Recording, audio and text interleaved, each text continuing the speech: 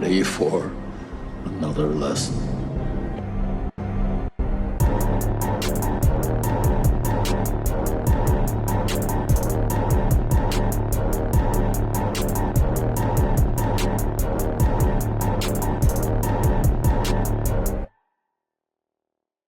What's up, everybody, and welcome back to Back Row Banter, your favorite casual movie talk podcast. I'm one of your hosts, Adam Schwartz, and on this week's episode, we'll be talking about the movie The Girl with the Dragon Tattoo. But of course, before we get to any of that, I'm joined today by not cold Nathaniel Gingrich. What up, folks? I'm not cold. I'm warm. Because all that climate change. That's right. Man, I sun myself like a lizard. Yeah? Yeah, I get on top of my car, find the... Is that what they teach you out in Arizona? Yep. All of us as kids in kindergarten. That's why we're all so tan. Yeah? Yeah. And why You got a nice winter tan going over there. Whenever the sun goes away, we get really sad. Well, that's everybody. No, but it's worse for us, for the sun people. The lizard folk. The sun people. Yeah. I saw someone on Twitter the other day arguing for, I don't know which way it goes. Which one's daylight savings? Which is it? Are we in daylight savings now, or is that later? When do we save the daylight? Technically, daylight savings is just the whole process in general. Well, there's one way. Daylight savings is, I thought, technically one or the other. Spring forward, fall back. Yes. So in the spring it goes forward, fall it goes back. When are you saving the daylight? Technically, probably is going now forward. Right. Forward. Whichever way. I saw someone advocating for having it being darker earlier on Twitter, so that it's lighter in the morning, and I think that person needs to be put in prison. Darker earlier, so it's lighter in the morning. Yeah, that's how it works. That's the whole reason we go back, is because right. If we don't do it and it stays later in the evenings, it's darker in the morning. I'm gonna live on the equator. Just not worry about it. Yeah. Or Montana. I was like, or Montana. Or back to Arizona. Also didn't worry about it. Yeah. So Montana. There's some places, man, you get to avoid it. Man, I'll just follow the endless summer, man. Just go different hemispheres. So wait, when was your first clock switching, Nathaniel? How old were you? 19 or 18. I was in college. Wow. Although we have all these weird were you things confused? that we asked Nathaniel just because he's not from the Midwest. Wait, did you have a yard? When was the first time you mowed a lawn? Yeah, I know. I'm curious. Never have. Never will, motherfucker. When was the first time you never raked leaves? A clock? Yeah. Didn't own a pair of gloves. Do you have alarm clocks in Arizona, Nathaniel? Didn't have a scarf. Jesus. That's funny. I was in college. It was a mild annoyance for the most part, I would say. Okay. It's a major annoyance to me. I hate it. Yeah, I mean the whole like the sun goes down at 4 is definitely more like a Midwest thing for sure. I do feel like closer to the equator, sun doesn't get as low in the sky all the time, kind of thing. Sure. Not where I'm living though, so I hate it. Yeah, I mean, and in all fairness, I'm here now too. So what the fuck? Now you joined us, Nathaniel. Yeah. Welcome. Maybe the same struggles. Although you still need to mow a lawn at some point. You're gonna come over to my Well, now house I can get one of those little riding lawn. dudes. Those look pretty cool. You can. You can. You really don't need those for most suburban lawns, although my neighbor would argue with you. Well, I mean, why start with a lawn? But just put me in the pros. I could do a football field probably, right? an amateur one, or I get real good at it by the end of it. Just driving it around. Yes. Yeah. It'd be turf, nothing more annoying, but it'd be funny than like at school recess when they had just cut the grass and there's like huge clumps of grass all around and like. Oh, then you sweat all over and it gets on you and it sticks to you. Yeah, it sticks to you and it gets your shoes are all stained. Yeah. Bless you. Thank you guys. The worst. Is that what that you- was? Your sneeze cut out. I thought you Yeah, I'm were. sorry, bless Yeah, you. I thought you were going burr. I was like, we're talking about Yeah. grass, man. Yeah. With my Gucci man, just fucking burr, Burr. lemma. And that's Gucci Man tie over there. folks. That's funny. We can go with Gucci Man tie. I had Detective tie picked out, but either way, it's Tyler Vidalis over there. Who You know, needs, not to. First of all, hi, hello, thank you for the introduction. hello. Yes, But yes. not to like spoil anything. Mm. But if you've seen this movie, I don't know if you would agree with me or not. I don't really. They're not detectives. I They're would not. count them more as like sleuthers. Sure, I like that. Yeah, I can see that. He's just an investigative journalist. He is Right. So I guess since he's not in law enforcement, he's not a true detective. But is that? I mean, Sherlock Holmes is not. Is he not? He's not officially law enforcement. He was considered a private investigator. He's a Was he? he's a consulting detective, is what he always says. Okay. Interesting. In San Francisco. Batman would be the other argument. People call him the greatest detective in the world. Dude has never had any law enforcement training. True. In San Francisco, they're called inspectors. What are they across the pond, like constables or something like that? Yeah, PI or CI, I think too. There's constables is definitely one, but then I think it's PC. I don't know. There's a lot of different ones. Like there's a lot of different terms, I suppose. Yeah. Investigating one? detective might be one. Investigating over there. Yeah. I solve mysteries. There you go. Yep. Were you in a McDonald's in Altoona, Pennsylvania? I was the other not. day, or okay. Just curious. Not solving that mystery. I was there, but I was going through the drive-through like a normal person. So I didn't see you. For sure. I didn't know if there's. I a had chance my you saw him mobile through the order. It drive-through was window. it was completely automated. I didn't see a single person. It was just how I wanted it. Funny and sad. Go to the place, move my imaginary money, pick up my imaginary food. Go home, eat with my imaginary Yeah, friends. go home, work, make more imaginary money. Repeat. Watch movies. Also joining us today is big bombshell BlakeHolder. Hey, what up? What up? You know what? I got to the movie on the background and we got to the bridge flashback. I should have gone with bridge. We got this big bridge in this movie. Would have been a good one. Yeah. Big bridge, BlakeHolder. I'm actually more intrigued here, fellas. I'm still replacing Daniel Craig in this film with Gucci Mane. Like Tyler says. And it's like, how does this play out with Daniel Craig's character just being Gucci Mane the entire time? Same dialogue and everything, though. Do you think he Interesting does he take the case? Yeah, that's a good question. Anybody seen what's the movie where Gucci Mane's actually in it?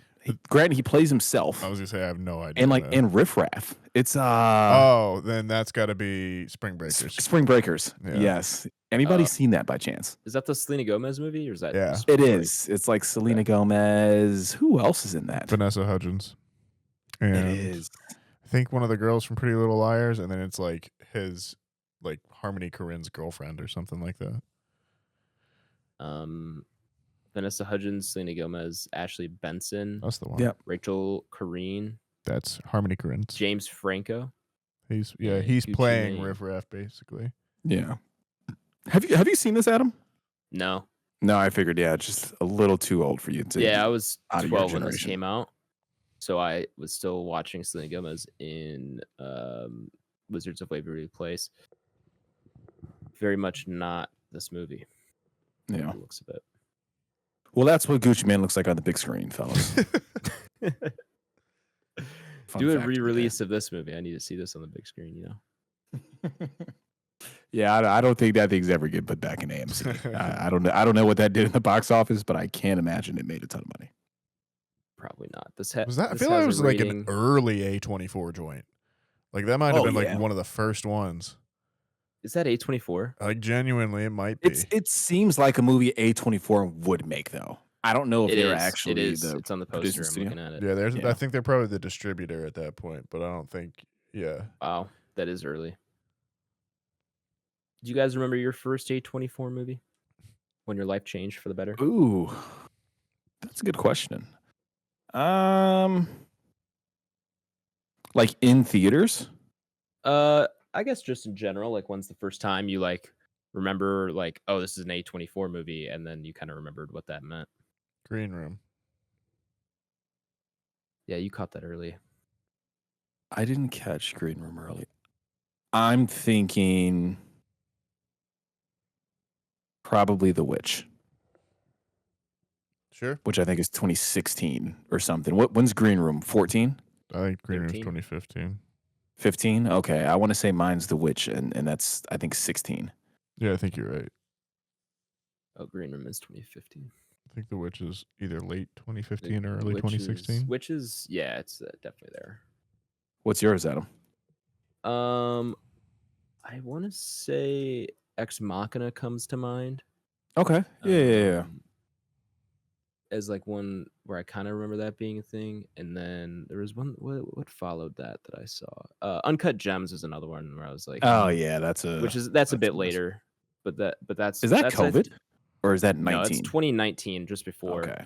But I kind of remember like at that point it was like kind of A24 was more established at that Yeah, point where for it's like sure. people feel like it started was- to know. I think Yeah, at that point. Hereditary that really blew the door. That was the Hereditary big change. for sure. Yeah. Yeah. I didn't watch Hereditary when it came out in theaters though. But yeah. The Witch is also 2015. Yeah, here we are. Now I'm getting Instagram ads for A24 merch. So they made it, you know. Oh wow. So there's actually one I saw and I didn't know that it was A24. So I Let's guess this say, doesn't actually I answer feel the like there question. was like an old one that like people forget is. So I'm looking at their listings right now and I didn't realize Enemy is an A24 Sure. movie. Sure, the Denny V. Yes, which is one that I watched. Wait, is Prisoners A24 too? No, I don't think so. Okay. No, that's Warner Brothers. maybe. It's like Focus or whatever, the like indie offshoot of Warner Brothers or I whatever it think is. so. Yeah. So it is yeah, Warner I didn't Bros. know. Summit. I didn't know Sure. Enemy was A24. But we're not here to talk A24 tonight. We're here I wish we were. to talk what Not is that I wrong don't with dislike No, it? there's nothing wrong with this film now, brother. Nothing wrong with this movie. I always if Watch the there's language. a choice between any movie and an A24 movie. Nine times watch out your of 10. mouth. Relax, everybody. I like this movie. Calm down. But yes, we're here to talk about the movie, The Girl with the Dragon Tattoo. Nathaniel, if the listener here is new or maybe they've just forgotten, can you give them a rundown of how our review segment works?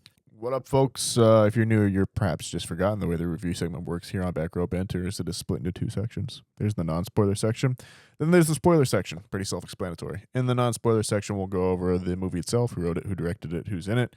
IMDb page, gotta talk all about that, as well as the IMDb summary. Go around the squadron, decide if we would recommend the movie. Got to be a yes or no. There is no nuance on the internet.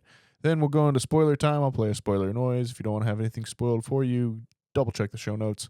We'll go over any big plot twists or spoilers in that time. And then if you want to join us back afterwards for ranking the movie on our Entropy list, which is our big list of everything we've watched on the podcast ranked. With that being said, Adam, tell me about The Girl with the Dragon Tattoo, the American version. Maybe should have clarified that ahead of time. When did the was it Swedish? Yeah, I think it is. I think It that was is like Swedish. 09 maybe. This was like 2011. Okay, only a couple years before. This is also a book. It is. Book first, so it is an adaptation, and it is a U.S. remake, I guess you could say. Even though it's a U.S. remake with seemingly a lot of European actors, at least a couple. And it's all based in the UK, or in Europe. Interesting how that works. Anyway, this is released in 2011, It's a long time ago now, but I do remember like some buzz around this. I remember my mom for whatever reason reading the book just because I was like reading a lot around this I time. was gonna say, I doubt you can remember how big a deal the book was. This was one of the first times I remember like a book after like post Harry Potter, like looking around and seeing everyone reading it for a while. I remember my mom reading it, and I particularly think she read adults. like yeah. I remember my mom reading it because I wanted to read that book too. Like 2011, I was in 4th grade. I was reading a ton. Like I read Hunger Games before it even came out, in theaters in like the 4th grade. I saw it in one of those book pamphlets that they hand out, and I was like, this sounds interesting. It was like sci-fi was like the genre. I was like, oh, this sounds cool. And then I ordered it. I was like, and I started reading. I was like, I probably shouldn't be reading this. This is, I was 11. I was like, this is pretty intense, but I loved it. So I kept reading it anyway. But yeah, no, I was reading a ton. I remember my mom reading this because I wanted to she was reading. I was like, oh, can I borrow that after? She's like, probably not. So that's how I remember this movie or this kind of book. It was one of the first. You're not quite old enough. Correct, for sure. And I can see why now that I have seen the movie. So yeah, that makes sense. But yeah, and then I think my mom went on to read at least most of the sequels. I remember her reading a few of the sequels to this one. Which Nathaniel, are you familiar with the book series? Have you read? Yeah, I would show you, but I don't have. I think it's over in my other bookcase. I have like a collector's edition of the first 3 books that I found at a Hive Price Books at one point. The first book was definitely one of those. It like for me, so I would have been 17, 18 at that time, and it was definitely one of those like first adult level books that like I remember I read where like I was reading it and I was like, oh crap, like this is intense, and I don't know. Like I got to talk to someone afterwards. I need to talk with someone else who's also read this, and we can download together. But yeah, like I guess even more like than like the Stephen Kings and stuff I'd read up to like that point, it was just much more visceral. I felt like it was interesting, but yeah, phenomenon at the time. I remember this came out Christmas of my freshman year. So I was back in Arizona to watch this at the time when it came out. And I remember it was like they released it at Christmas and no one went and saw it because they like, I don't know. I felt like they just didn't read the room right. And like it was one of those years where like no one wanted a downer movie to come out at Christmas. But yeah, I feel like it's definitely, it's almost gotten, I think, a better reputation as time has gone on in some ways. The movie or the book or both? The movie. I think the book has slowly, like after the original author died, they like had another guy come in and start doing more sequels. And I think after that, it generally people talk like it dropped off. So I read, I think, one of those sequels and it was weird. Yeah, it wasn't the same. Gotcha. And now to the sequels, I'm just curious, who do they follow? Is it any of these same characters? No, it's Elizabeth and her backstory more. Mikhail very much takes a back seat into it. So like it's more of Elizabeth's backstory and kind of how and why she is the way she is and what she does, obviously with kind of like what are the results of this movie and that kind of thing. And not to go into any spoilers or anything like that. But yeah, and then it ends up becoming kind of a courtroom drama because I think the second one, if I remember right, is like trying to track down her dad. And then I think the third one is like a courtroom drama on that. And it's cool. I mean, it's definitely a really good series. It's, I think the original like Swedish name for the book is Men Who Hate Women, which is like definitely makes sense. Yeah, like once you start to kind of read more into that, it's that. And like I think the sequel and the third one definitely tie more into that as well too, because it becomes kind of like this examination of Swedish culture and like the law enforcement and like the structure of the government at large as well too, and that kind of thing. But yeah. I mean, I'd recommend reading it for anyone who thinks it's interesting. I'd also recommend watching the Swedish movie series because they did all 3. Oh, okay. Now, have you seen all of them? I have seen. I want to say yes. I think I have. But you've at least seen the Swedish version. I have seen the Swedish version of this. Yeah. how do you feel about those two compared? Man, I think it's tough because like as adaptations, I would say the Swedish is more faithful to the book, but Sure. the American is the better movie. Yeah, I can get that. Yeah. Which got I mean, Fincher on it, you makes got Fincher sense. on it, yeah. And I would even say like again the Swedish Lisbeth is will go toe to toe with the Rooney Mara one as well too. Like there's a reason that like Numi Rapace was like in everything afterwards for a while and became just like a star, and it was because of that movie. Mm-hmm. Gotcha. Now, one final question for you. Sorry to keep going. No, you're good with this, but how would you rate?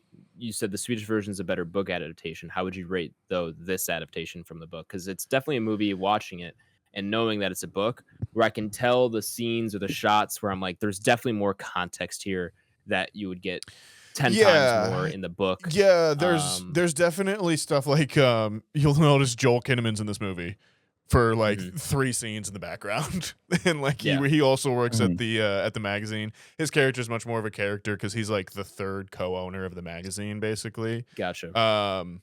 The Robin Wright character is expanded a lot as well too, as you can kind of imagine. There's a lot more backstory on the Daniel Craig character, and he actually goes to jail in the book as well too. And it's just like 3 months that it just skips over basically, and he's just like it was boring, and I read like kind of thing. Gotcha. But yeah, there are some pretty big differences. So I think the things that they have changed makes it a tighter movie, and it becomes more singular. I think a lot of the stuff that is changed are threads that are then picked up in the later books and that kind of thing as well too. So like I think as making this kind of like a single shot movie, it's a better like adaptation in that sense overall. Sure. That being said, I would have loved to have seen the other 2 obviously in the series and done with this cast and with this director. Sure. But just didn't happen. Yeah. Unfortunate. Anyway, rated R with a runtime of 2 hours and 38 minutes. It has an IMDb rating of 7.8 out of 10. It is directed by David Fincher, as we've already mentioned, kind of on our little Fincher bender here. What is this? Fincher Watch 2024. 3 of his? We did 4, 7, Zodiac. Yeah, this is the What else did we do? 3rd one. I don't 7 think and we Zodiac. did anything I don't think else we from Fincher. Oh, okay. I think My this bad. is 4. No worries. think. The writing credits go to Steven Zalian, I'm going to go with, and that's the screenplay. And of course, Stieg Larsson is the writer of the novel. The cast includes Daniel Craig, Rooney Mara, Christopher Plummer, Stellan Skarsgård, Steven Berkoff, Robin Wright, and I think I'll probably just leave it there. Those are definitely the people with the most screen time, and that's a lot of Swedish names. I'm looking at it now. It'll definitely be the more. Yeah, most of those them. are the Most of the players. the biggest names. Yeah, for sure. The IMDb summary reads as follows: Journalist Mikael Blomqvist. Man, it's hard with a K and a V next to each other. Blomqvist is aided in his search for a woman who has been missing for 40 years by hacker Lisbeth Salander. Much easier. Loves Salander. Lisbeth. Good summary. Kind of light, a little bit. Kind of like bare bones. Like I don't know. Very bare bones. Doesn't give you much anticipation here. It's definitely much more suspenseful and deep than those 20 words give it. But thoughts here, gentlemen. Anyone's first watch? It was mine. Anyone else? No, not a first watch for me, but a first watch in a long time, if that makes sense, right? Yeah, So kind of a de facto first watch where there's some things that I forgot were part of this film, and we'll talk about that when we get into spoilers. But yeah, highly recommend. Awesome film, same film I thought it was for the most part, and yeah, everything you would expect going into a David Fincher detective investigation, who's done it film, right? So, yeah. Ty? Not my first. Well, it's kind of hard because like I thought for sure that I had seen this movie before in its entirety, but I guess I just have not. Yeah. So yes and no. I got I've seen this in bits and pieces, but this was probably my first time in its entirety. Okay. But Gotcha. overall, I was pleasantly not surprised, but just happy. Just having a good time. Yeah, man. I think I don't want to go too far into it until Yeah, everybody yeah. kind of gives their piece. But yeah, I had a really good time with it. I like the whole kind of mystery aspect and trying to solve it on your own before they do, and I love the setting and where it takes place and kind of the time period and everything like that. So yeah, I had a blast with it. Yeah, I mean, in case the kind of prelude didn't talk too much, I'm a fan of this movie. I own it somewhere. I have it's one that I had. If it's been around long enough that I think I have the special edition Blu-ray, which just looks Okay. like in going with the movie's theme, it looks like a ripped disc. Like it's got like a sharpied Mhm. girl with the dragon tattoo like thing on the front. Just looks like a typical like Sony disc kind of thing. So yeah, it's I'm a big fan of this movie. I like it a lot. I think it's my favorite Fincher, like just as a personal Ooh. fave. I'm a big fan of the book, obviously too. I like this adaptation. Mhm. I used to have a poster of this one in my dorm room, I think. Which did you consume first, the book or the movie? The book, yeah, because Okay. when I read the book, the movie wasn't out yet. So I think the Swedish one was, but the book hadn't, or the movie hadn't come out yet. I want to say it was like one of the first ones I think I got on my Nook, actually. I had it on a Nook first, and then I Wow. got the physical copies. So Is that a Barnes and Noble plug? yeah, because I had the OG Nook, like the original one. I still do somewhere. Have my Kindle Sure. that I got in like the 5th grade. But yeah, so yeah, I definitely I'm big fan of this one. I like it. I think Rooney Mara's awesome in it. I think Daniel Craig's awesome in it as well too. For sure.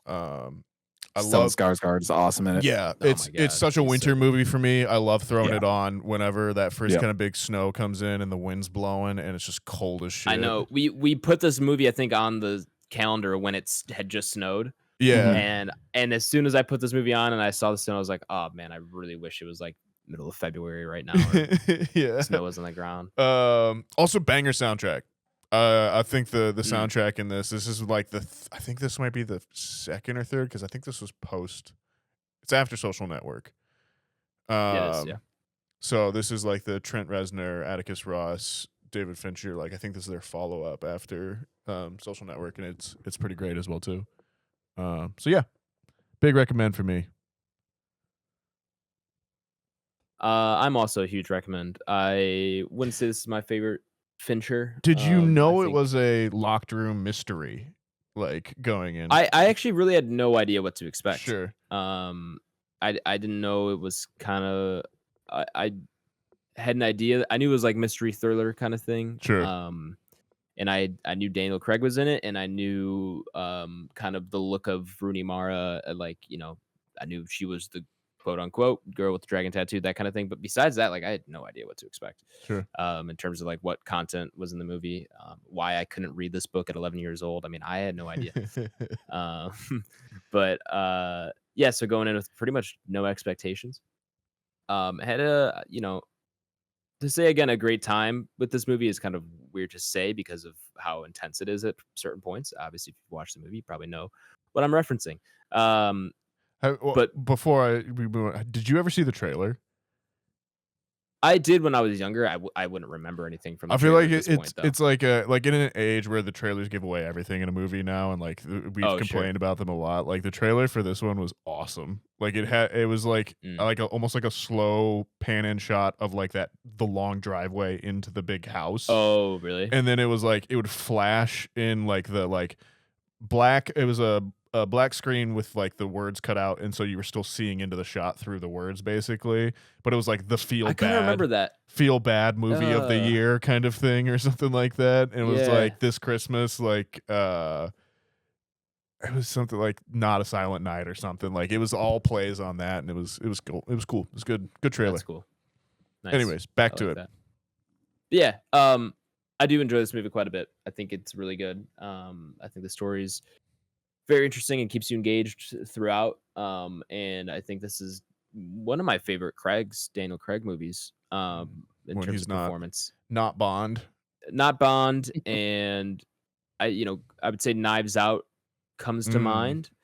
But even then, like I kind of like him in this more. This is to me like not as most effortless, but like he doesn't seem like he's trying super hard. Not that he it stands out in the other movies, but it just kind of seems like he fits this role more than I've seen him fit most of his other ones. Obviously, when he's Bond like that, he fits that kind of thing. But I don't know, felt like he just kind of fits this role really well and was really comfortable in it. And kind of lost. I didn't see Daniel Craig, that like one of those. So yeah, I really enjoyed him in this movie, and I think Rooney Mara is great. I wish I looked at her IMDb and I didn't realize how much I've actually seen her in. And she's been on this pod in Nightmare Alley, and and she was in Herb. I mean, she's kind of hard to recognize in this movie itself, but then I had to kind of go look and see what else I'd know her from. Turns out a little bit, but I wish I'd seen her in more, and I wish I kind of knew to look out for her in the movies that I have seen her in. But she's fantastic. Like one of the best performances that I feel like I've seen in a long time. Period. Like she's really, really good. Such an interesting character to play with too, and I think they do a great job of kind of setting up who that character is, and giving you that idea like immediately from just when she's introduced to other characters and how she treats them, and like they do a great job of setting her up as kind of like this outcast. Yeah, I don't know. This is another really good one from Fincher, kind of in line with our other mysteries. I don't know. We'll just see where this kind of shakes out on our entropy list and relative to Seven and Zodiac, but really, really enjoyed this one. Yeah, this does make me want to go read the book because, like I said, I feel like I'm missing so much context that could get added as I was watching this, because there are a few things, in a movie or at least a story this kind of complex, there's definitely things that the movie has to skip over that would probably help you out. Things. Yeah, for sure. So I definitely kind of gave the movie grace for that, and kind of instance, if there wasn't a book for this movie, I don't think I would maybe have enjoyed it as much. But they also, sure would have changed the story a bit. But like if I didn't know there was a book that had the context that I'm missing, I probably would have judged it for the way it treats certain scenes or shots or whatever it is. But knowing that there is that out there kind of makes me want to go read the book. Let's see what all that hype was about that I missed out on when I was younger, But I'm a huge recommend, and would definitely recommend you watch this movie, man. Fincher doesn't miss, man.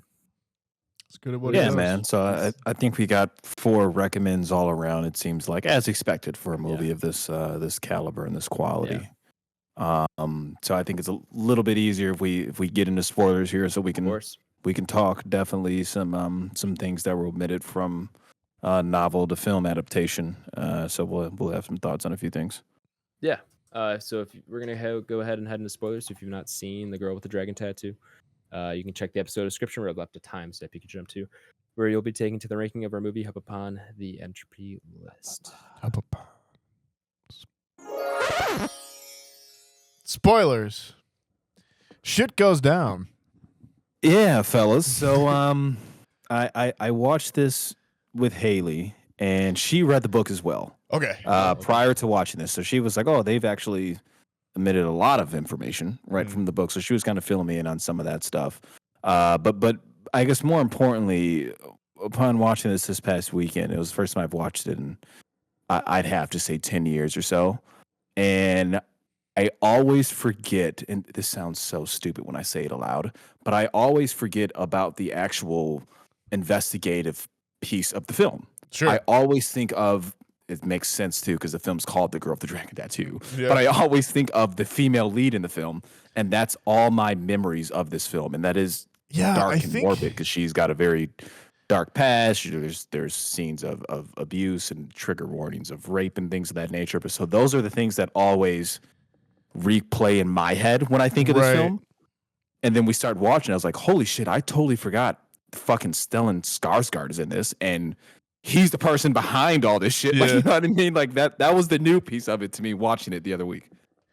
Yeah, I think it's really interesting. The book you're much more split with them, with the characters of Lisbeth and Michael, or Mikael.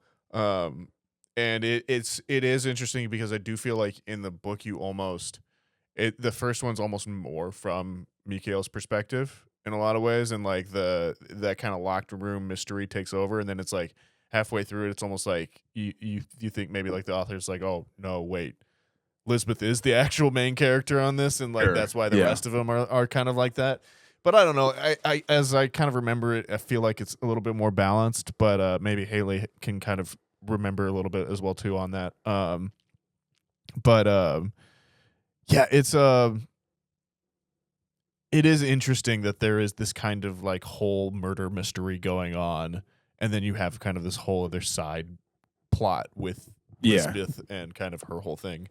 And that is by far some of the most intense movie watching I've ever come across before, like at the time.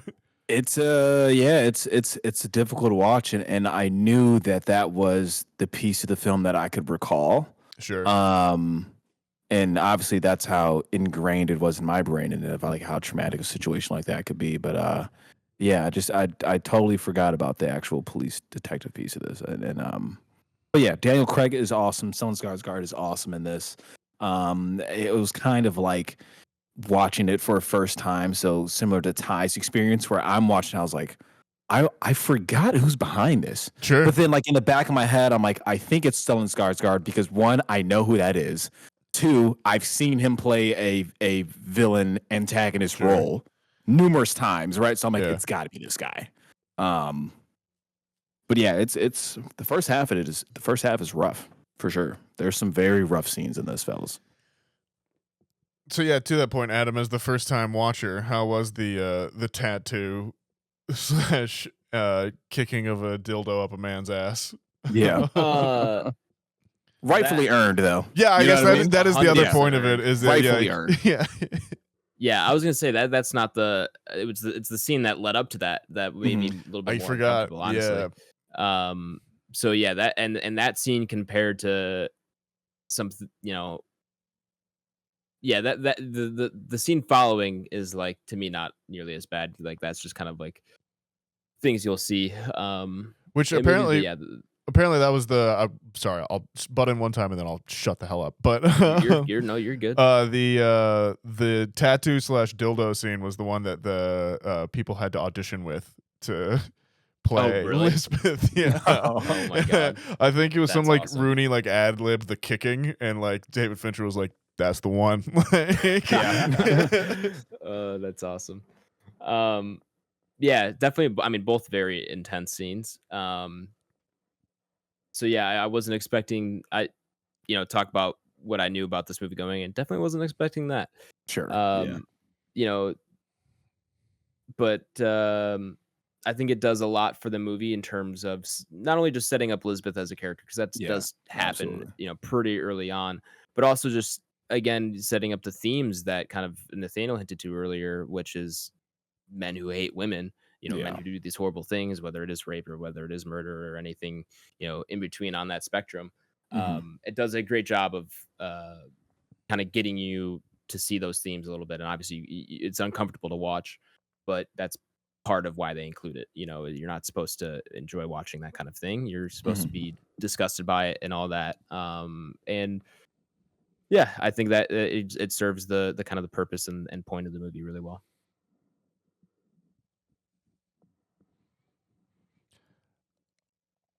I'm trying to think of where else to attack this one from. I mean, there's kind of like the dual narratives going on, and then you have when they do start working together on it, which I think is like, it just reminds me and feels very Fincher, that very kind of like interlocking storylines and then coming together to both work on it, and then kind of like montage of them figuring out the murders.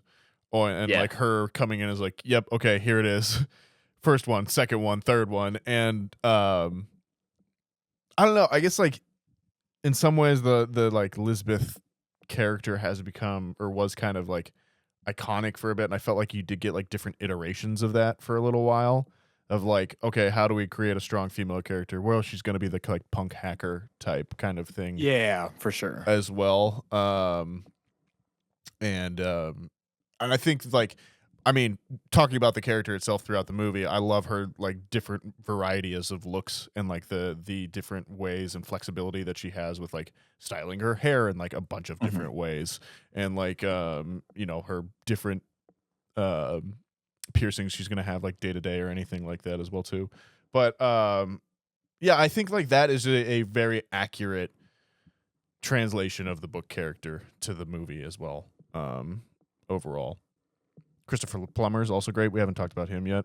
The line delivery of like, he is we trying to use our hands because metal tools might spark is like, it's just stuck in my head. That line delivery, that line reading, I should say.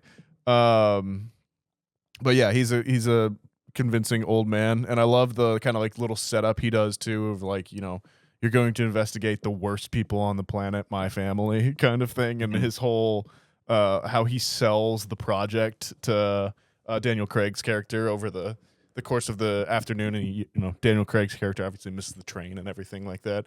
I love that whole little setup as well, and then you have the plot is very intelligent in that you have the kind of simultaneously like running storylines of trying to find out what is going on with Harriet and the missing girls and all of that kind of thing, but then adding on the little layers of it of like Henrik's stroke, and then the you know, why you have to bring Lisbeth in and kind of everything, and everything's always escalating to the next level so that the movie continues to function. Yeah. Not a long movie, but not one that drags really at any point for me. Yeah. Definitely was like engaged pretty much from start to finish. Like and that's credit to Fincher. Like his movies are just so incredibly well paced when you look at, because Zodiac's not a short movie either, and I don't really think that movie drags much either. And I think Seven's a bit shorter. But yeah, he's just does a good job of both directing and editing his movies to just have that pace kind of just be nonstop, and you don't. You know, there's a lot happening here, and does a good job of keeping you in the loop with what's going on between so many different cuts and scenes and two different storylines happening pretty much throughout the whole movie. Like, yeah, they come together halfway through or so, but they're not really together from that point on the whole time either. So it's like, the ability to match up these storylines the way he does. And especially what stood out to me is like that last act when she's in kind of the records room or the records building, and he's going into Martin's house, and the way that's intercut in between. That's one of my favorite bits. It's really, really well done. Really, really well done. So credit to Fincher for that, man. Is Fincher underrated? No, I'm just throwing it out there. You know, I don't know. Another favorite bit of the movie is the sound / whole bit where she smacks Stellan Skarsgård with that club. Like, that's just like some of the most, just like, I don't know, just something about it, just like that feels so accurate to me when she just cracks him with it, and just like the whole sound and everything about it. That whole scene where he actually has Daniel Craig tied up down there and has got the plastic bag over his face and stuff, and he's got the Enya in the background and stuff, and just, what the hell is going on? This man's genuinely terrifying. Stellan Skarsgård plays such a great antagonist in that, right? And then he even has the I really like the delivery on the line of and I don't know the exact quote, so pardon me, but it's of like people will be so afraid of like not being polite that they'll go through discomfort, right? He's like, well, you knew something was wrong, you just didn't want to turn down me offering a drink. You know what I mean? It's a true statement. It's got some truth to it. Yeah, it's and then like the whole bit, like I think Daniel Craig does a great job of selling it as well too, when he's up like strung up there, like just tall enough that he can kind of breathe, but like not enough for it to be like in any way comfortable. Right. Yeah, great scene, great tension building, and then you also get the thing of like, I've never been happier to see another person that he does, and then she asks if she can kill him. Yeah, that's a good line too. She's like, it's like, yes, please do. Yeah, please do Right. carry on. yeah. And then at that point too, then you're rooting for Beth as well. So like this is like her ultimate revenge of how many times she's been wronged Right. Yeah. by men in her absolutely. life that we've seen throughout the film, right? So she's like, I can't wait to like fucking kill somebody, for lack of a better term. Yeah. Right. Let alone a man who's killed multiple women and raped multiple women, right? So yeah, she's Well, all and in. Yeah, that that's an easy choice for her. ties For sure. into the thing where like Mikhail shows up to his apartment. He's like, I want you to help me catch a killer of women, kind of thing, and that's ultimately what gets her to kind of on side for a moment. Yeah. Mhm. Nathaniel, does Stellan Skarsgård character Martin, does he die the same way in the book? Yes. Do you remember? Yeah. Okay. Because I just, adding on to that kind of theme, I love that what ultimately kills him is the fact that he wouldn't let a woman pass him Sure. on the bridge. Yeah. Like that, like him trying to block her from passing him, whether you Yeah. want to look at that literally or just metaphorically, like he wouldn't let a woman get ahead of him in life. Like reading that a little bit. Yeah, but I think that's funny. Like that's what ends up killing him. No, I think the books are all very good and poetic in a lot of that way as well too. Yeah. It's interesting. It's an interesting series. I do remember enjoying it quite a lot, and obviously a big fan of the movie as well. How do you guys feel about the ending, where she sees Mikhail with Robin Wright's character, and obviously tosses the gift that she got him away? I mean, there's a couple different ways that I kind of took it. One is like, yeah, it sucks because you obviously want to see her end up happy. But then you also just kind of look at it and, kind of like her life. And then if you just, kind of look at it in your life as well, like not everything's perfect. And when things do kind of go your way, it's kind of bound to go to shit again at some point. Yeah. In one way, shape, or another. So the fact that, yeah, she has been kind of screwed over pretty continuously through her life and obviously through this film. And then you kind of see this glimpse of brightness for her and her happiness. And then, she obviously tries to do something nice for probably the only guy other than her old guardian to, do something nice for her. Or, treat her well. She tries to do something nice and then, it just kind of blows back in her face. And you kind of see it in her face and she's just kind of like, well, fuck it. Like it wasn't, supposed to be anyways. Like I got other shit I can do. So I think it would have been nice to see the happy ending for her, but I think it's rightfully so for her character and just who you kind of build her out to be seen as like, yeah, whatever. It is what it is. This is my life. And I think she also finds some kind of peace in that, in knowing that, she doesn't necessarily have to go around making other people happy still. And she still gets to kind of do her own lone wolf thing. And she is relatively young in comparison to him. Oh, for sure. So, I think there's still some happiness in her in the fact that she knows that she doesn't have to be tied to a person. And she rich as fuck. Yeah. Yeah. That's true. Yeah. No, I would agree with everything you said. I think to me the only other part that it does sting a little bit because I think to me it's like she had that guardian guy who had that she plays chess with. I don't know if his name's ever really mentioned, but anyway, it's had Palmgren.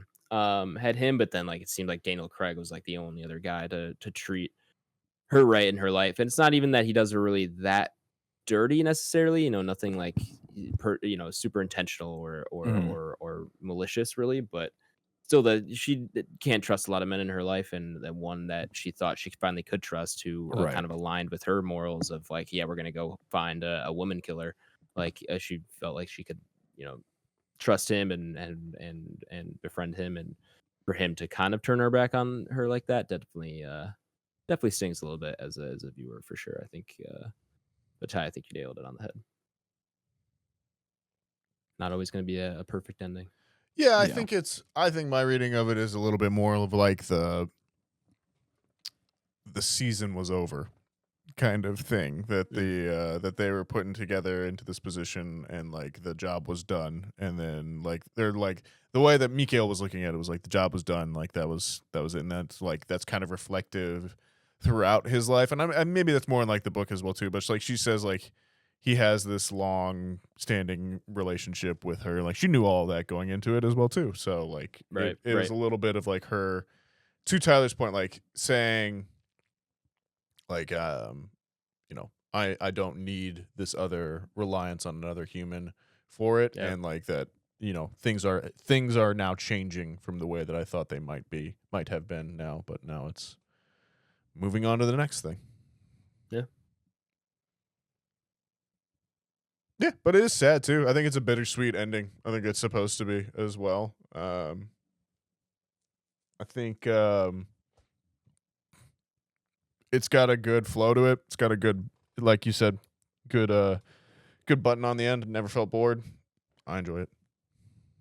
Yeah, and I think even just going back to how Fincher and team are able to set some things up too. I mean, I really enjoyed how the first time you have Daniel Craig's character, he's eating dinner with Stellan Skarsgård's characters and his wife, and you hear like that. It's like a whoosh of like air, Yeah, and he's right? like, And then go ahead. And then no, he's no, like, you go ahead. yeah, and then he's like, oh, like sorry, I must have, I forgot what he said. I must have left something downstairs or something like that, right? He And just you says realize, he left something open. yeah, and you realize that's kind of his gauge of how he can tell when somebody's in the house, Yep. right? Because it obviously comes full circle when Daniel Craig's character is back in there later in the film, and that's Yeah. how Martin, as Stellan Skarsgård, is able to piece that together. Yep. So it's even small things like that, man. It is set up hours in advance, and the film, and it's just good storytelling. It's not an exposition dump where you figure that out, or where somebody's telling you that. It's more just kind of mental stimulation. You figure it out if you're paying attention enough. Yeah, I thought it was just overall, like I said, I never had really seen this thing in full, so I didn't remember who it was. So being able to kind of piece that together while you get to kind of see it play out on screen was a lot of fun. I think anytime you get kind of like these mystery ones, it can go one way or the other. You can either like Detective Adam has on so many different occasions, just figured out the mystery way before the climax of the movie happens. But like we all have, some of it's pretty easy to see, and it really is a good payoff when you don't really get to piece everything together until like maybe just before they put it together, and you're like, son of a bitch. So it was a fun movie in that aspect as well. I think it was paced very well. I love the relationship between the two of them. I love that you kind of like, Nathaniel said the season's over. You really do kind of get that sense throughout their whole partnership too, which is why I think that's also a really okay way to kind of wrap that up. Like even when they are in there after Daniel Craig gets shot, and then they finally have sex with each other. You really can't. And the next morning they wake up. They both say, I enjoy working with you, and like obviously there's some nuance there, but like it really is that like they know that like this is just kind of like a job or like a mission that they're doing, and like they could have both gone into their feelings right there, but it wasn't necessarily that deep for them. It was very on a superficial level, but also kind of digging into like, I just like you as a person. Yeah. But I don't necessarily have to have feelings for you. So like their relationship was really cool to kind of see that develop. And then I loved how you get to see how both of them solve the mystery in their own way. They kind of have their own different sets of skills, and one of them is a little bit more old school and obviously talking to people and having conversations with the other one. And the other one is I'm just going to go bury myself in a computer and data and try and figure this out the other way. And so it was very cool to see them both realize, the fact that it was Martin at the end. And I just loved a little bit of, you can tell that security guard is just kind of Yeah. eyeballing her when she's getting the coffee in the candy bar. And it's like, at first, after, seeing the scenes that she goes through, you're like, oh, this dude's gonna fucking go down there and like beat the shit out of her, or like, full blown essay her, and so it's like, it's just like one of those things where it's like, dude, she's fucked. And then like she walks out because she's just in a hurry, and then later he's like, my security guard's watching her. As soon as she leaves, I'm getting a phone call, and then it's like, fucking golf club, bitch. But yeah, along too with the golf club, not only the sound, I love that when he like gets up and he's running, like you actually see his jaws fucked up. It's It's graphic. Awesome. So yeah, that's obviously really realistic. But yeah, overall, I had an absolute blast. I thought it was a really good movie. Yeah. I'll jump in real quick to that point, Ty. I love like the relationship you're talking about. I think one of my favorite bits of the movie is when they're like looking at something and she's just like, put your hand back in my shirt.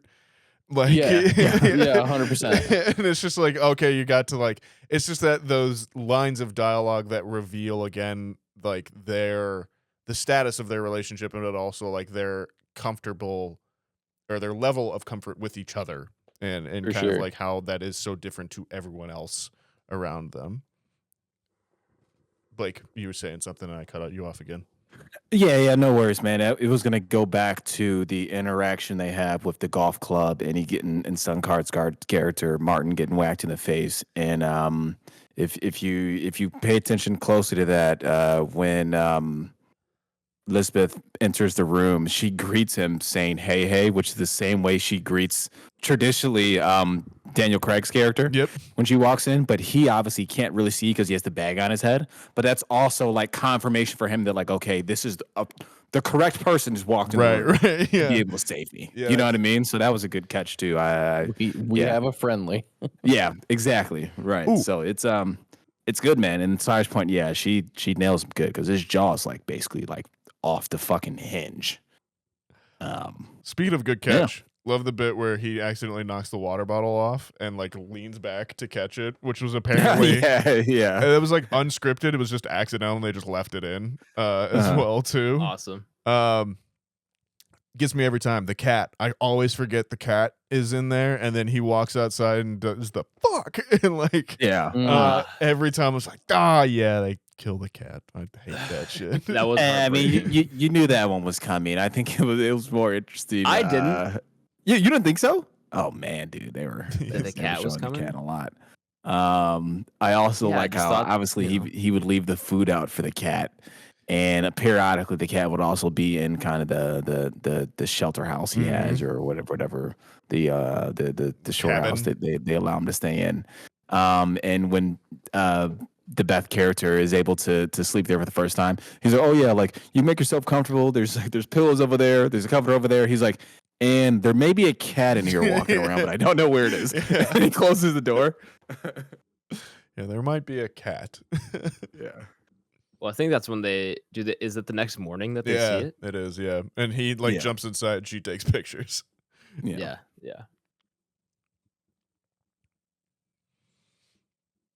Yeah, I think it's a good film, man. I think it's like one of Fincher's most kind of like human movies. I think in a lot of ways, like a lot of times he's very like clean and like very structured, and like we've talked a lot about how he's very, again, interlocking stories and that kind of thing. I feel like this one, maybe because it is a novel ahead of time, it's like it's a little bit more plotted than a lot of his other movies in some ways.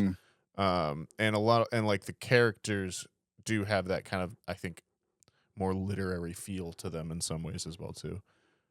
Yeah, I think you had a good point earlier when you were saying like this may be your favorite Fincher film. And like I think I'm close to agreeing with you based off the last ones we've reviewed on here. Obviously we haven't gotten Fight Club on here.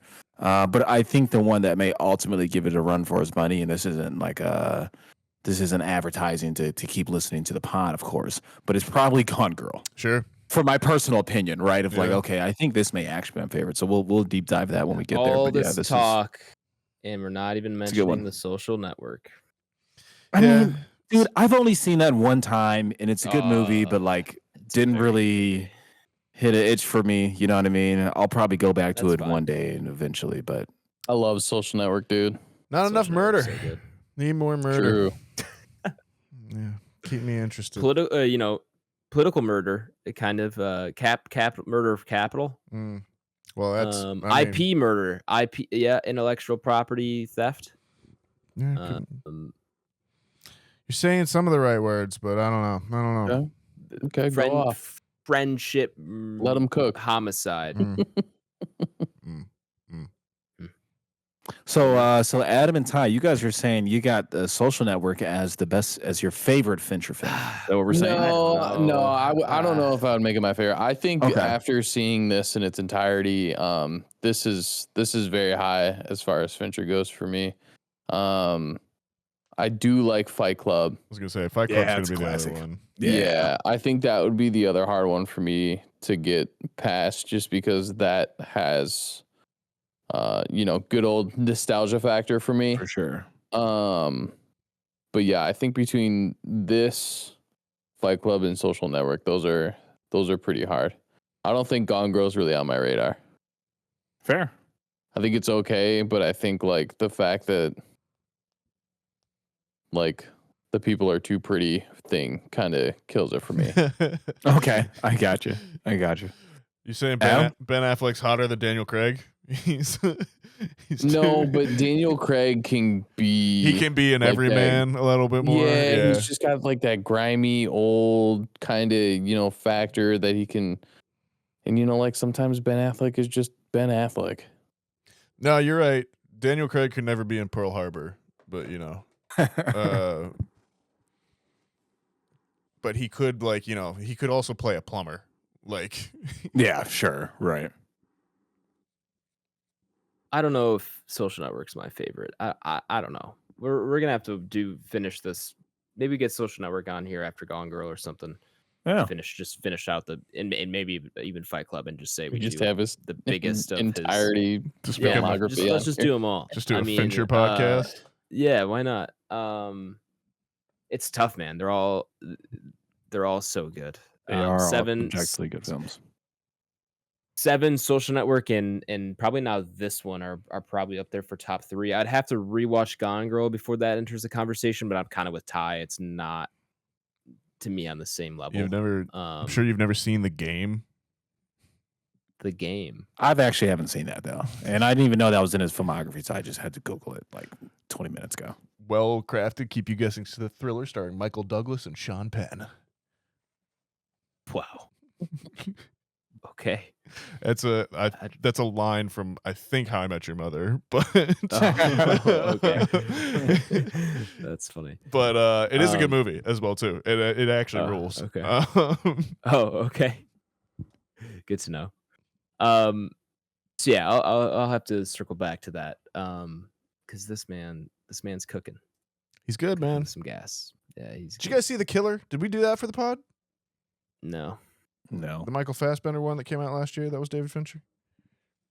No, I did not see this. Oh, I know what you're talking about. I should say that. But no, we didn't do it. It's on the pod, but I watched it. I watched it as well. I did not know that was him. I see it's on Netflix. How was that? So I should good. check it out. I had a good time with it. Leah and I watched it. We both liked it. Huh. Yeah, I didn't know that was David Fincher, but didn't either. I do know the film you're talking about now once you said Michael Fassbender.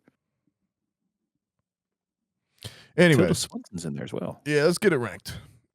All right, let's do it. Welcome back, listeners who skipped over the spoiler segment of the podcast. We're going to go ahead and throw Girl with the Dragon Tattoo up upon the Entropy list. For those of you who do not know, the Entropy list is Back Row Banter's official list of all the movies we have reviewed, regardless of genre, regardless of anything else, all on one fantastic list.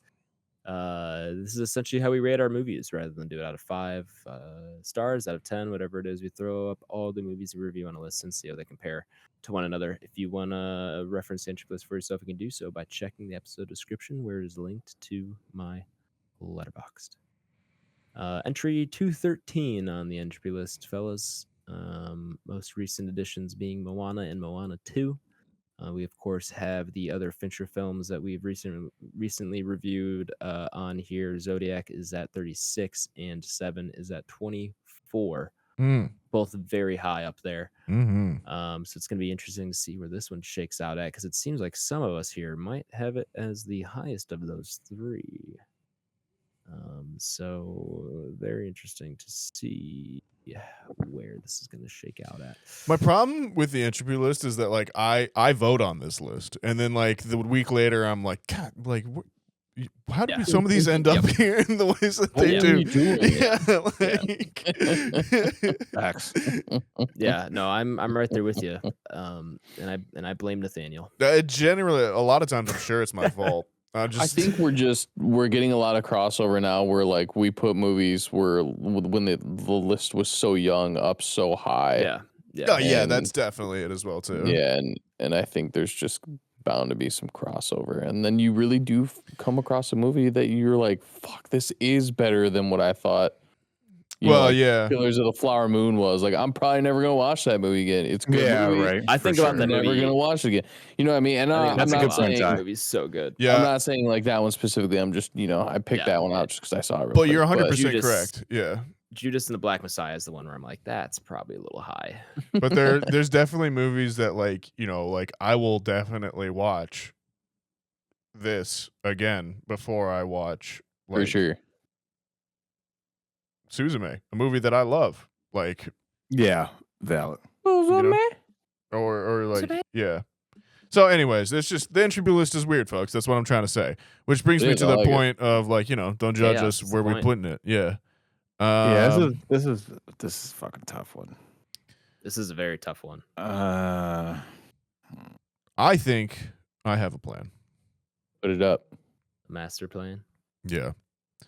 And I think if I was looking at this list and I like deleted 7 out of there, if that was just a blank spot between 23 and 25, and I was kind of like looking at this on here, I think I would put this below Lord of the Rings, Return of the King, and above Ex Machina. Great spot. Yeah, there would be some other things maybe around there that it'd switch around if it was Nathaniel's list, but that's where I'm going on the Entropy list. So 27. Yeah, 27. Yeah. I like your train of thought. I agree with everything that you said, except for the number. I do like this movie. I think this is something I'll definitely go back to. It's easily a good rewatch.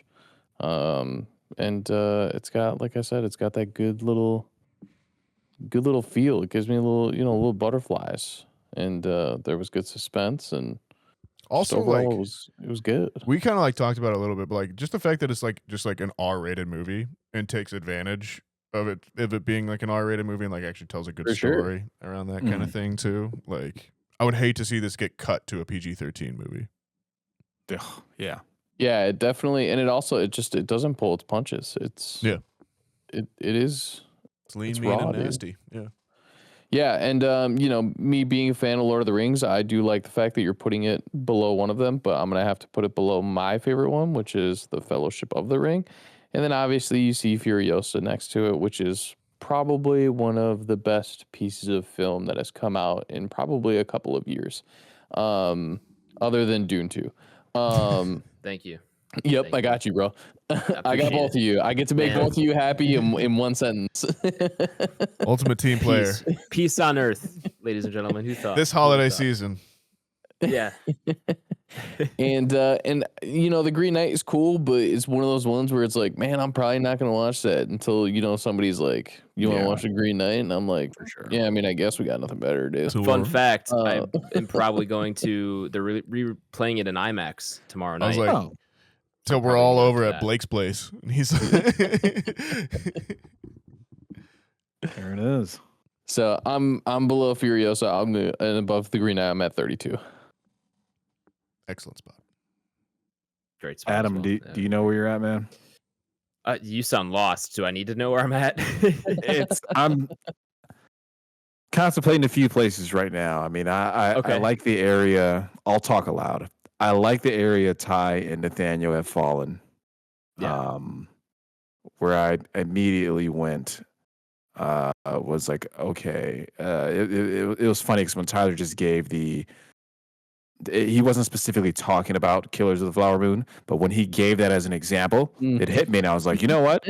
I do like this movie way more than Killers of the Flower Moon, right? So then I pull up the list, and I see that at 23, and I'm like, ooh, all right. Really good, though. And yeah, then I see Oppenheimer above it, and to be honest with you, I think I like this more than Oppenheimer.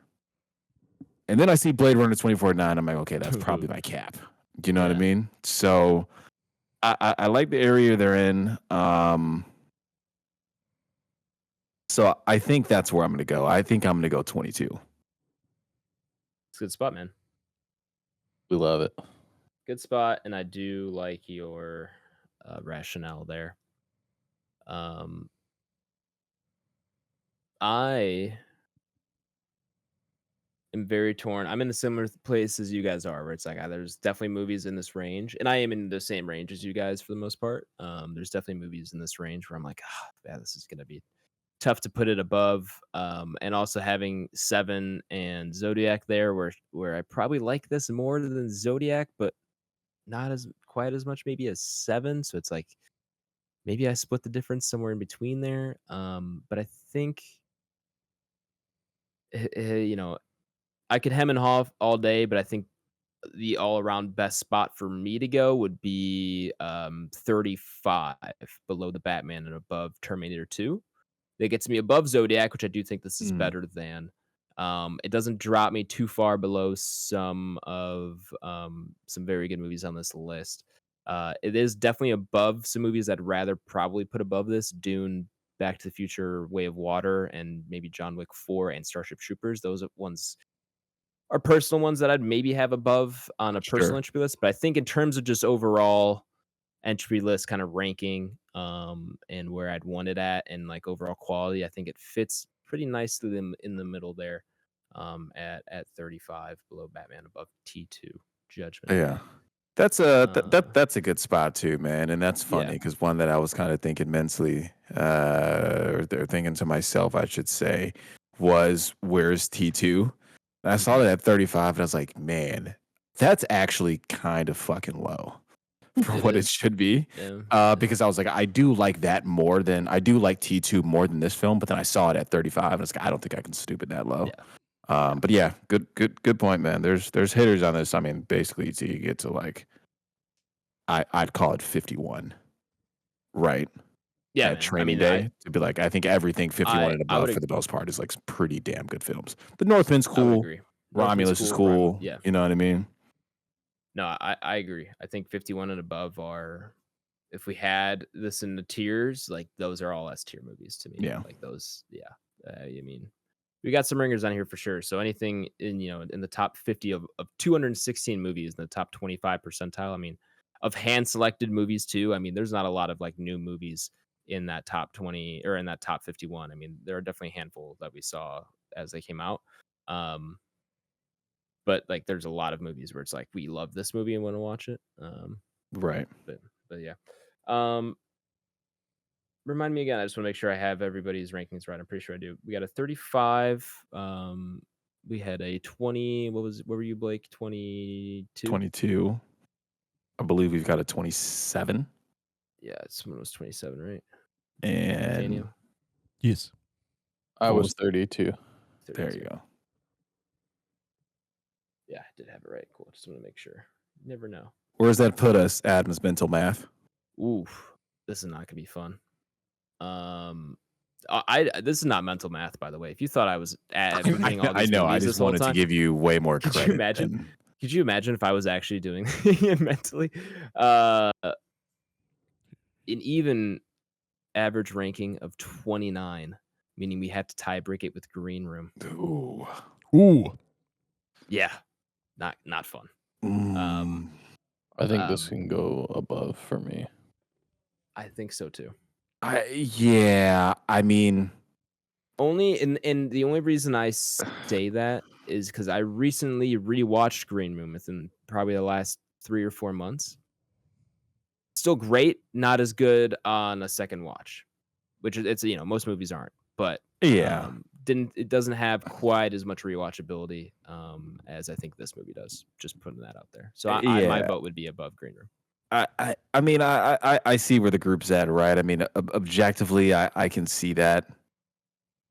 Green Room being 90 minutes though is phenomenal. That is great. For like that's like S+ tier 90-minute film. Do you know what I mean? There's not too many films you're gonna find that caliber. So that's valid. I don't know, fellas. I think I'm stuck. Nathaniel, what are you doing? Green Room's your baby. I know I'm killing my darlings here. This is two tough ones for me. But you're also elevating some of your darlings. This is true as well too.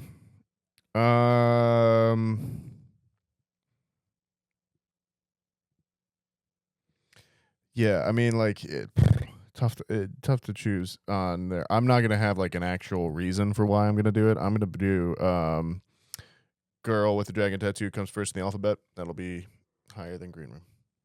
Okay. GI versus GR. All right. For above. Yep. Let's do it. All right. Girl with the Dragon Tattoo locked in at number 29, below 9 days and above Green Room. Hey, we'll take it. Below 9 Yeah, days. we'll I'll take it. Take it. Yeah. We you know what?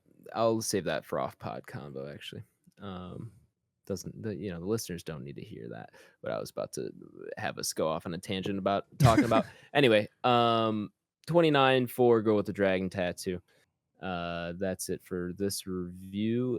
Next week's review will be Nathaniel's birthday pick. Happy birthday! Everybody say happy birthday, Nathaniel. Listener, if you're in your car, say it out loud. It'll make you feel good. It will make you feel good. It'll make Nathaniel feel nice and warm inside. Tell the person next to you if you're sitting at a stoplight to roll down their window and just yell obnoxiously "Happy birthday, Nathaniel," and then drive away. That'd be so sick. 32, right? Is that what we said last week? Oh yeah, yep, 32. It's good. Bitches. I like 32 as a number. I think it's a good number. It's solid. It's solid. Hopefully, it's a solid year for you. And hopefully it's a solid review of Reign of Fire. That is Nathaniel's birthday pick here for the podcast. Give me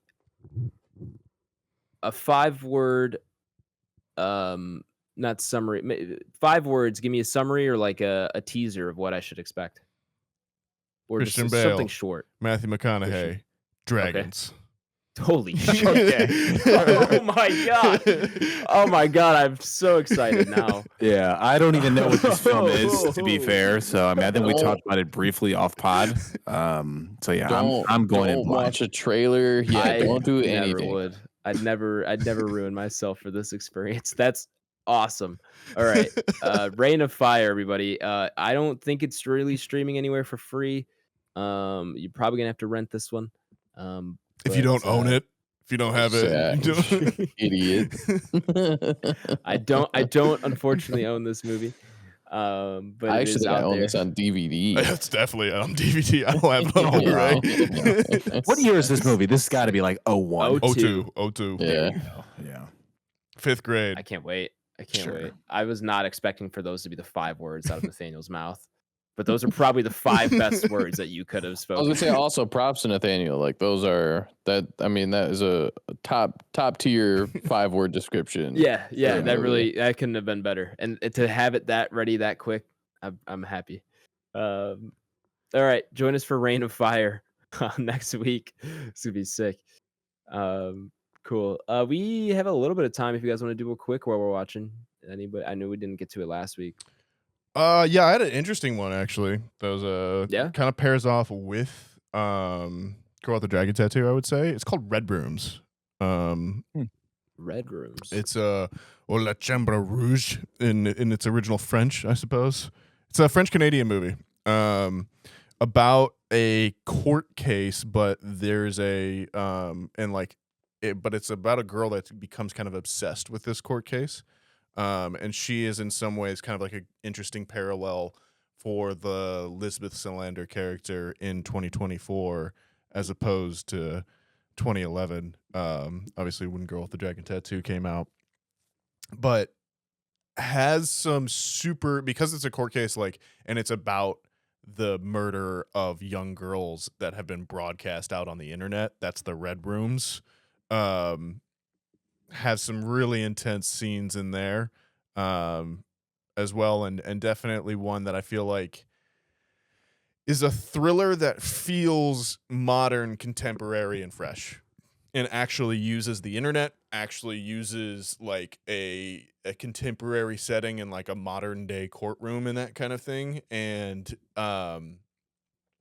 builds particularly like an interesting idea of like what the explosion of the true crime genre has done to people, and kind of like how we start to insert ourselves into events, and that some of these things that seem like entertainment or are presented as that way to us sometimes are very much real people and have their lives going on around it as well too. So I think if like you follow film people, you will see a lot of people talking about this movie. It'll be on like a lot of people's year-end lists and that kind of thing.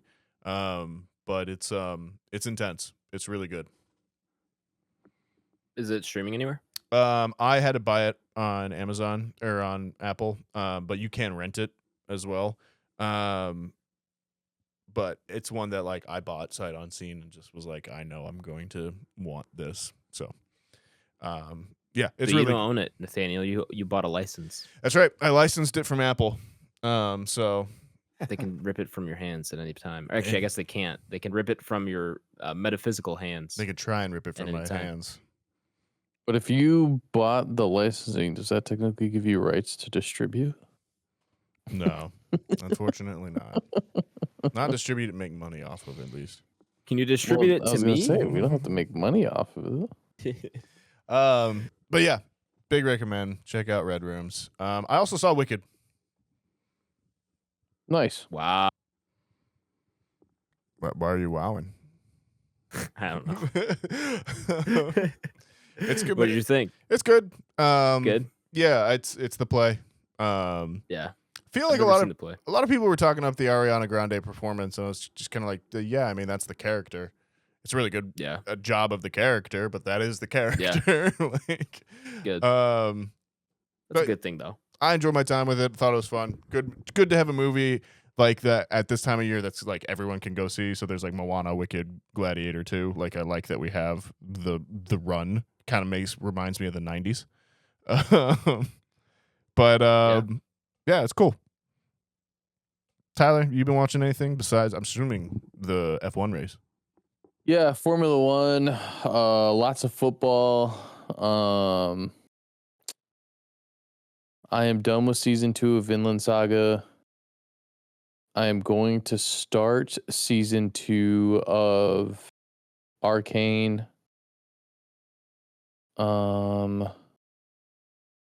And then yeah, that's really pretty much it. And then obviously I'm super hyped for Lord of the Rings this Friday.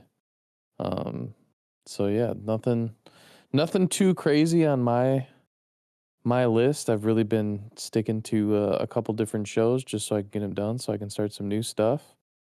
And yeah, that's pretty much it. Blake? Yeah, I don't think I've caught too much films or TVs, to be honest with you. TV series, I should say. A lot of football. Bears, fortunate. Ravens is kind of unfortunate as well. One of the greatest kickers of all time, just having a historically bad season right now. Yeah, what a fall off. Yeah, man, it's like that's like the definition of the Dark Knight quote of "You die a hero, or you live long to become a villain." Yeah. Right? Like Hall of Fame kicker, best kicker of all time. He's already won a Super Bowl with the Ravens, whatever it was, 10 years ago, and he's just gotten old and he's kicked himself into a hole. And like people booed him at the last game. Just who would have ever thought that you'd boo Justin Tucker? Not me, man. Right. Yeah, what a shame too, though. Like you just can't do that. The dude has bought you guys out of so many situations for so long. For Like sure. the guy still deserves a ton of respect. Yeah, man, that goes to like the casual fan of any sport, right? Is like the worst fucking fan ever. For sure. You know what I mean? So yeah, hopefully he can turn it around. I'm sure the Ravens will still go to the playoffs. I just don't know if you can win any meaningful games the way he's playing. Hopefully he turns a new leaf. We'll see. But yeah, outside of that, I haven't caught any film or TV series, so we'll go from there. Adam? Yeah, I caught a couple movies actually over the weekend. On Saturday, they had the reruns of Interstellar IMAX. So it took my friend and I a bit to find a screening because AMC wasn't running any. From what we could tell, at least, they weren't running any. And my friend was looking around and finally found one at a Regal, just outside the city. I forgot what town exactly, but close to the city, he found a Regal that was showing Interstellar IMAX. So booked some tickets there. Great seeing that in theaters again. I remember seeing it. I would have been, what year is that? 2014. Would have been 14 watching that one, 13 or 14. But I didn't see it IMAX when it came out. So cool seeing it IMAX. I know we watched it somewhat recently, so like would have been cool if we hadn't rewatched recently, so I could have kind of had that almost like first viewing kind of experience again. But it was still cool to see any Nolan film on IMAX or on an IMAX screen with that sound is pretty impactful, and it does hit you a little bit different, of course, when you're seeing it in the theater. So it was cool seeing that. And I saw Y2K, the kind of end of the world comedy from Kyle Mooney. I thought it was great. Me and my friend had a great time. Thought it was really funny. Falls off a little bit towards the end, but like, it's not a movie I'm like looking to land an end or stick a landing on the ending. So like, yeah, but as a comedy, like had a ton of really good laughs. I don't think they're necessarily even like generational jokes. Like I think you guys would find it funny. We had a great time. One of the smaller theaters at I think it was Barrington that we saw it at. But it was mostly full and some good laughs throughout the movie, but like we were definitely the ones laughing the most. It was kind of annoying how like little some people were laughing at some of these jokes. But yeah, I had a great time with that movie. Actually, I'd recommend you go see it if you can. Would definitely watch some more Kyle Mooney movies. And his character, I remember seeing the trailer, was not thrilled about what his character looked like to be, and he was hilarious in this movie, Kyle Mooney. So yeah, I'd recommend if you were looking for something to watch. Definitely a fun movie. And yeah, shout out the Missouri Tigers for taking down Kansas in the border war basketball matchup. That was fun to watch as well. Oh, okay. Yeah, always good to see that that matchup and that rivalry. So Tigers got a dub finally. But yeah, that's pretty much it for me. I think we can head on out of here. So if you are listening out there, please share the podcast or with a friend, a family member, maybe a detective or two, or anyone. Anything you can do helps us out. While you're doing that, make sure you follow the show on Twitter at Banter Row, Instagram at Back Row Banter Pod, and our YouTube is just Back Row Banter. And then our email, if you want to send us one of those, is backrowbanterpod@gmail.com. I'll start us off here with plugs. You can find me on Twitter at H24 and on Letterboxd at H. That's AYYSH. I'll kick it on over to Nathaniel. Where can the people find you at, my man? You can always find me on Twitter and Letterboxd at @Skinger. You can find me on Instagram at NathanielG92. Tyler. You can find me on Instagram, Letterboxd, and X, all Tyler Vidales, VIDALES. Blake. Letterboxd, BlakeHolder will be on there. Log some things. Instagram, PSN, Xbox. Mr. Water Cooler has been playing MK1, taking up a few new characters on that. So in-depth training mode. And oddly enough, I've convinced Haley to play Outlast. Wow. Yeah, crazy. That's a crazy game I don't think she enjoys get her it, to but play. nonetheless, she's tried it. But yes, that's what we've got going on. Nonetheless, we appreciate the support. We appreciate the love as always. Stay tuned next week for Reign of Fire, and we'll BRB.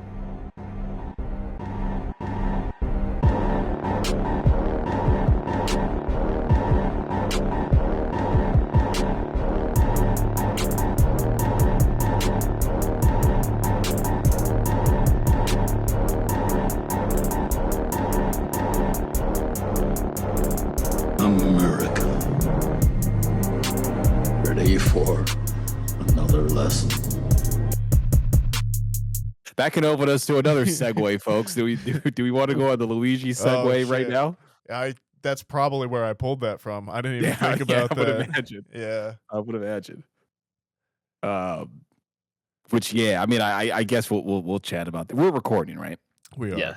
Okay, yeah, I guess we'll chat about that too. Like, is maybe I'm just too conspiracy theory-isty, whatever term you want to put on it. But I don't know, like, do we think it's weird the guy was caught with everything in the backpack still like 5 days later? Yeah. Do you know what I mean? Like the gun, the manifesto, the same fucking jacket on is just like, I don't know, man. Like, who wouldn't get rid of any of that shit? Agreed. When you consider how diligent he was up until then, and to think, I don't know. I don't like going down the conspiracy theory route like that seriously, but I'm also like this. It doesn't check out when I think about it logically. Also, Yeah. what McDonald's employee is calling the cops on that guy? I don't buy that.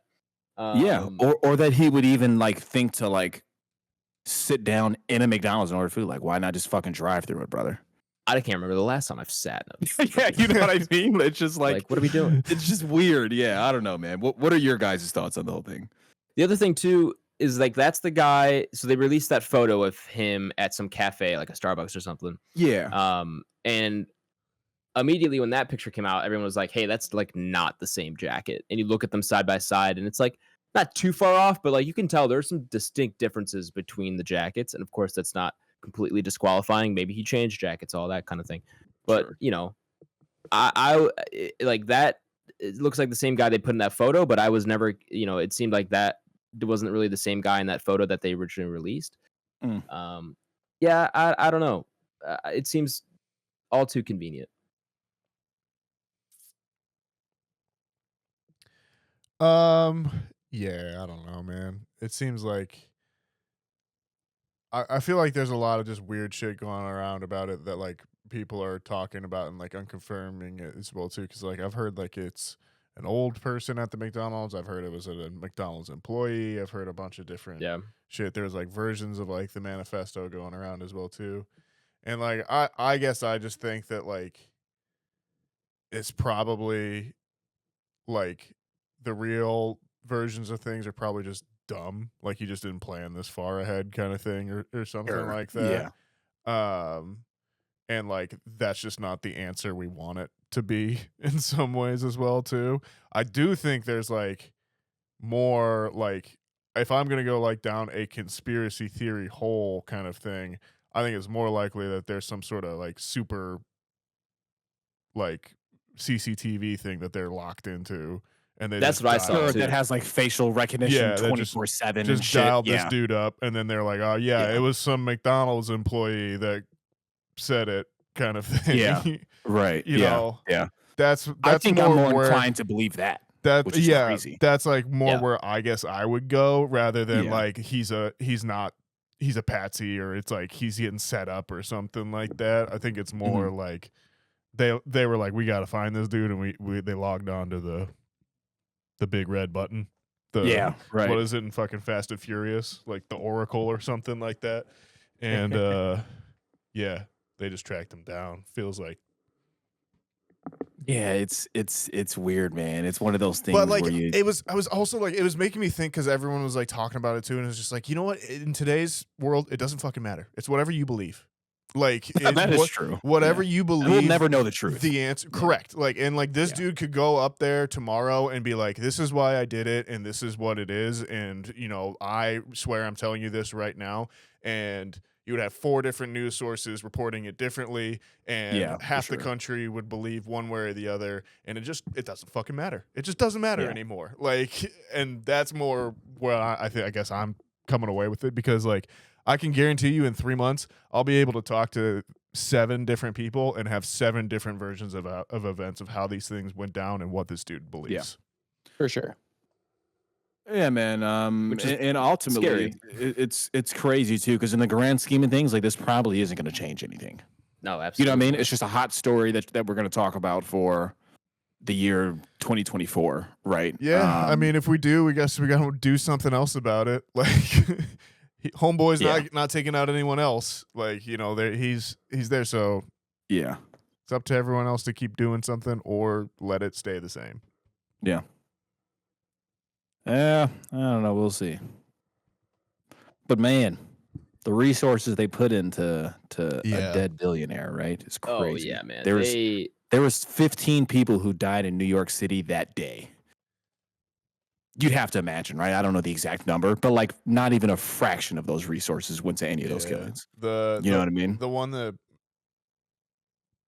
yeah, that's wild. Yeah, it's kind of hard no matter which way you look at it. You know, you obviously, the guy was a piece of shit, allegedly, and you know, kind of that saying that's going around. You know, to be a billionaire, you got to screw over a lot of people, or you know, at least, you know, get to that point. You got to have some kind of mindset about, you know, how that's going and everything like that. But you know, murder is not okay. For sure. It's obviously not the right way to go about things, but you know, there are plenty of other people that die on a regular basis. You know, you hate to kind of see the pitfalls of the justice system, you know, push all its resources towards somebody because, you know, they're a billionaire, you know, and stuff like that, where there's, you know, regular people dying on the streets every day and you don't see that kind of turnout for them. And unfortunately, cops and like police are just underpowered nowadays. You don't see like people going out and being like, man, I want to be a fucking cop anymore.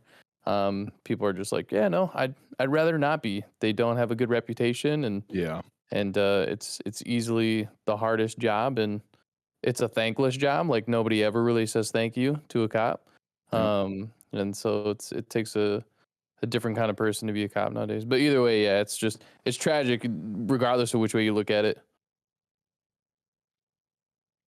Well said, man. Yeah, it's a strange place we live in, man. This place we call the world.